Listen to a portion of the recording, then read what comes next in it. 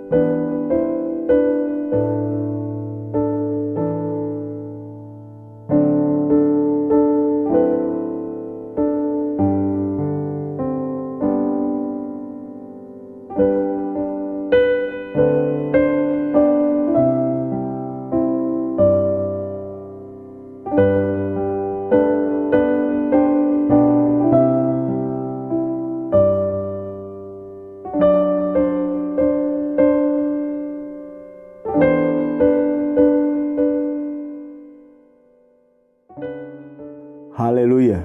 Salam sejahtera untuk semua pendengar Radio Cakrawala dimanapun saudara berada. Senang sekali hari ini kita masih berjumpa melalui program Oasis Fajar di 89,2 FM dan di akun YouTube Radio Cakrawala Palu. Sangat berbahagia dapat mengambil bagian dalam pelayanan ini, dan hari ini saya masih akan mengambil renungan dari Markus 6 ayat 30-44 dengan judul perikop Yesus memberi makan 5.000 orang. Mari kita menyiapkan hati kita untuk mendengarkan firman Tuhan. Kita berdoa. Allah Bapa yang berkuasa, yang memimpin kehidupan kami, saat ini kami datang kepadamu Tuhan, dan kami membawa kerinduan kami untuk mendengarkan firman-Mu. Biarlah firman-Mu yang akan kami dengarkan hari ini akan menegur kami, akan mengajar kami, akan mengubahkan kehidupan kami menjadi pribadi yang semakin berkenan di hati-Mu dan semakin menjadi berkat disukai oleh orang lain. Terima kasih Tuhan, kami siap mendengarkan firman-Mu. Ampuni setiap salah dan dosa kami. Di dalam nama Tuhan Yesus kami sudah berdoa. Amin. Bapak Ibu yang diberkati oleh Tuhan, saya menerima Yesus secara pribadi ketika saya berumur 18 tahun. Saya ingat setelah itu, saya memiliki semangat yang bernyala-nyala untuk membaca seluruh Alkitab siang dan malam. Dan pada suatu malam, tepat setelah saya selesai membaca keseluruhan Alkitab, saya merasa sakit yang tidak tertahankan di bagian perut saya. Kemudian keesokan harinya saya dibawa ke rumah sakit dan harus dioperasi usus buntu. Saya ingat malam itu, meskipun saya mengalami sakit yang sangat luar biasa, Tapi ada satu kedamaian yang saya rasakan, ada satu ketenangan, ada satu sukacita yang saya alami. Karena saya tidak takut mati. Saya telah membaca seluruh Alkitab dan saya telah menemukan juru selamatku. Betapa Alkitab telah membawa perubahan yang luar biasa dalam kehidupan saya sebagai seorang anak muda, memberikan saya tujuan hidup dan mengisi kehampaan di dalam hati saya. Tema renungan kita hari ini adalah firman yang mengubahkan. Ayat penekanannya saya ambil di dalam Markus 6 ayat 39 sampai 42. Saya akan bacakan di dalam nama Tuhan Yesus. Lalu ia menyuruh orang-orang itu supaya semua duduk berkelompok-kelompok di atas rumput hijau. Maka duduklah mereka berkelompok-kelompok. Ada yang 100, ada yang 50 orang. Dan setelah ia mengambil 5 roti dan 2 ikan itu, ia menengadah ke langit dan mengucap berkat, lalu memecah-mecahkan roti itu dan memberikannya kepada murid-muridnya, supaya dibagi-bagikan kepada orang-orang itu. Begitu juga kedua ikan itu, dibagi-bagikannya kepada semua mereka. Dan mereka semuanya makan sampai kenyang. Kemudian mereka mengambil 12 keranjang yang penuh dengan sisa-sisa roti dan ikan. Kemudian orang banyak mengumpulkan potongan-potongan roti 12 bakul penuh, selain daripada sisa-sisa ikan. Yang ikut makan roti itu ada 5.000 orang laki-laki. Sesudah itu Yesus memerintahkan murid-muridnya naik ke perahu dan berangkat lebih dulu ke seberang ke Betsaida. Sementara itu ia menyuruh orang banyak pulang. Beberapa hari yang lalu, dalam perenungan kita telah belajar bagaimana tipikal orang-orang banyak yang mengikuti Yesus. Mereka ini tidak terorganisir. Mereka datang dan pergi. Mereka berasal dari berbagai kota di daerah sekitar. Kemungkinan tidak saling mengenal.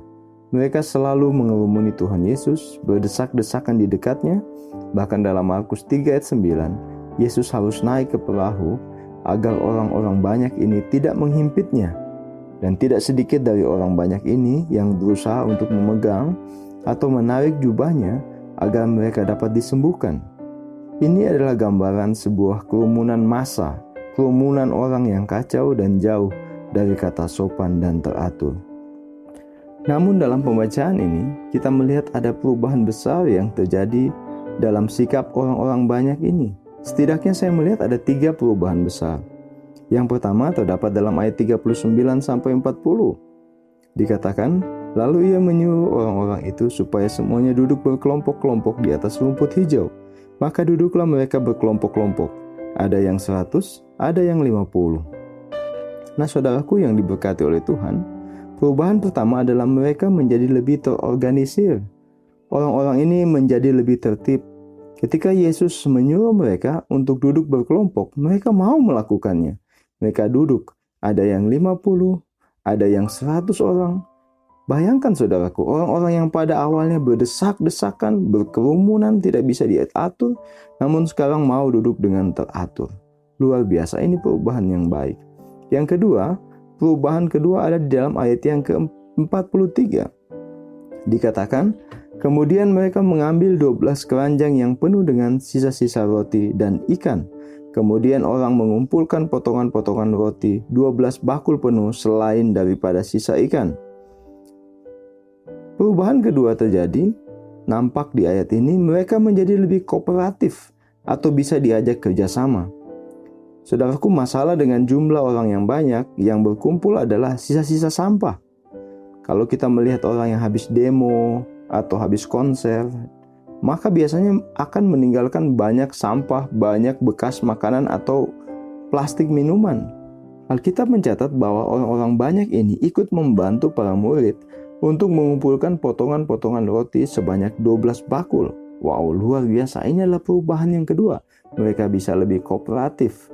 Perubahan yang ketiga terjadi dalam ayat yang ke-45. Dikatakan di dalam ayat yang ke-45, sesudah itu Yesus segera memerintahkan murid-muridnya naik ke perahu dan berangkat lebih dulu ke seberang, ke Betsaida. Sementara itu ia menyuruh orang banyak pulang.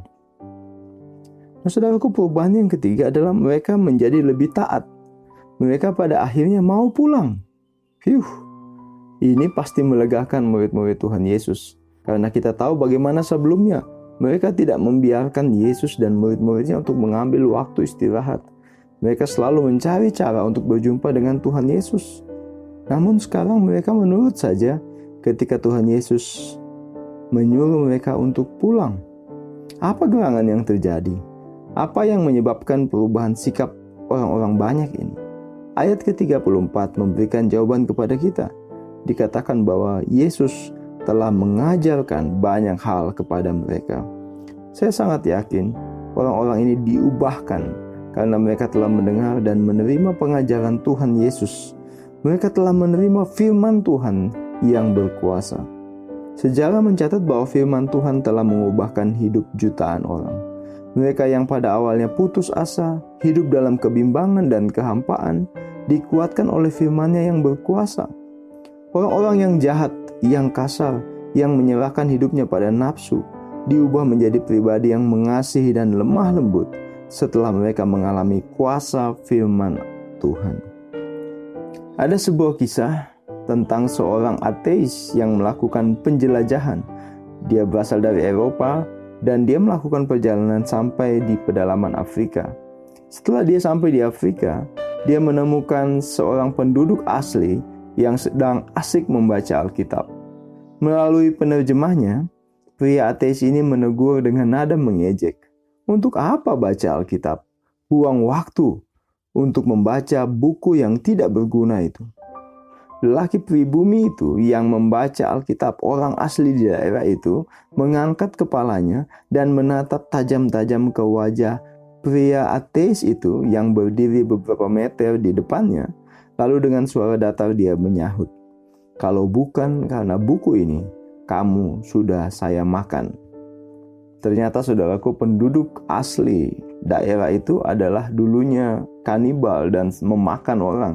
Tetapi karena Alkitab, maka kehidupan mereka diubahkan menjadi lebih beradab.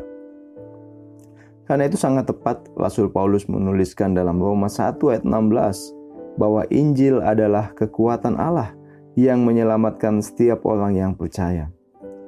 Itulah sebabnya dalam pengakuan iman bala keselamatan, mempercayai Alkitab ada pada urutan pengakuan iman yang pertama. Karena Alkitab adalah dasar dari semua yang kita pelajari tentang Allah. Tanpa Alkitab sangat sulit bagi kita untuk mengenal siapa Allah yang kita sembah. Sebuah lagu sekolah minggu berkata, "Baca kitab suci, doa tiap hari kalau mau tumbuh." Ini adalah sebuah pujian sederhana, namun memiliki kebenaran yang tidak terbantahkan, bahwa pertumbuhan iman orang-orang percaya tidak bisa lepas dari kecintaannya untuk merenungkan firman Tuhan siang dan malam. Seorang penulis sekaligus profesor bernama J.I. Packer berkata, "Seandainya saya adalah iblis, maka salah satu sasaran pertama saya adalah menghentikan orang-orang untuk membaca Alkitab."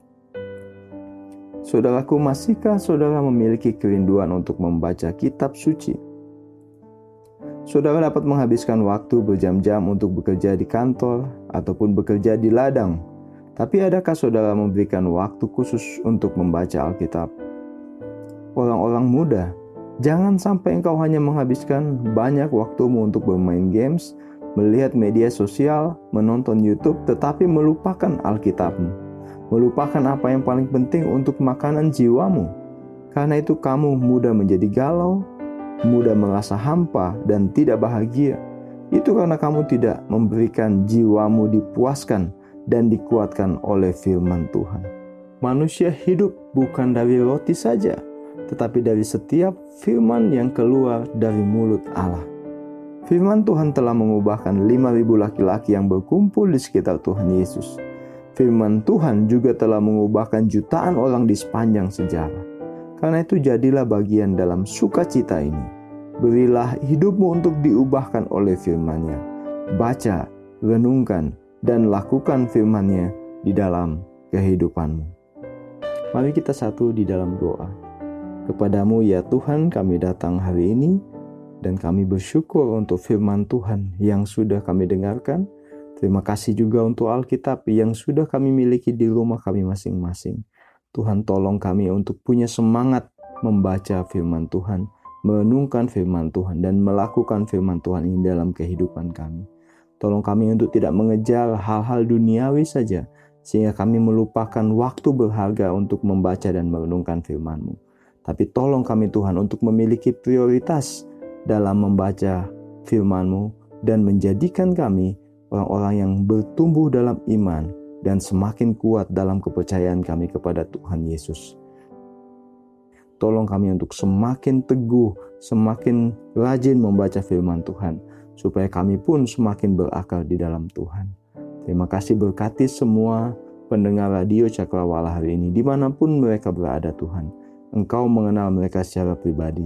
Biarlah hari ini juga Tuhan ada bersama dengan mereka untuk memberkati, untuk menyertai setiap aktivitas mereka, dan mengingatkan mereka untuk terus menggali firman Tuhan, agar mereka terus dikuatkan di dalam Tuhan. Di dalam nama Tuhan Yesus kami berdoa. Amin. Terima kasih untuk kesetiaan Bapak Ibu mengikuti program Oasis Fajar setiap harinya. Kiranya firman Tuhan yang saudara dengarkan setiap hari akan memberikan kebahagiaan dalam kehidupan saudara, akan memberikan kekuatan, akan memberikan sukacita. Tuhan Yesus memberkati kita. Sampai berjumpa besok. Haleluya.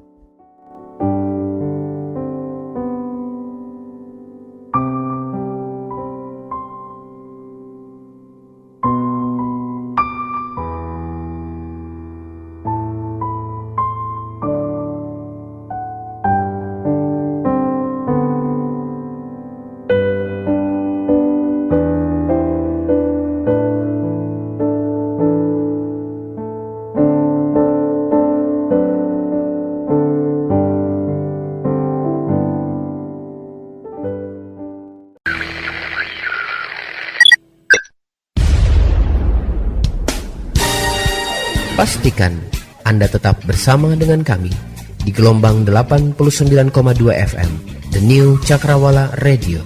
God bless us.